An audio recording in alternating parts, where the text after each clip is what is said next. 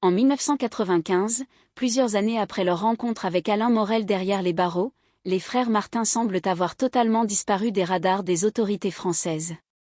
Officiellement toujours incarcérés, leur nom continue pourtant de circuler discrètement dans certains quartiers de Marseille où plusieurs rumeurs évoquent désormais leur implication dans un important réseau de trafic de stupéfiants dirigé dans l'ombre avec Alain Morel.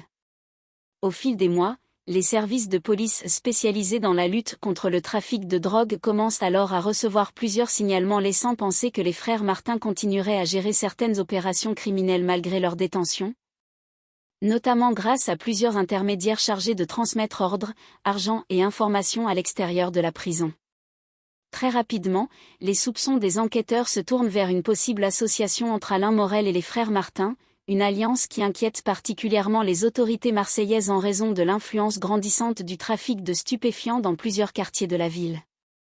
Plusieurs surveillances discrètes, écoutes et investigations sont alors mises en place afin de tenter de prouver l'existence de ce réseau criminel qui semble devenir de plus en plus organisé au fil des années.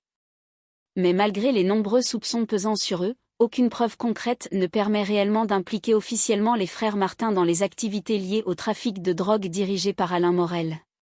Une nouvelle fois, Alphonse et Thibaut Martin semblent avoir plusieurs coups d'avance sur les autorités, laissant derrière eux uniquement des rumeurs, des témoignages indirects et de nombreuses zones d'ombre qui continuent d'alimenter leur légende criminelle dans tout Marseille.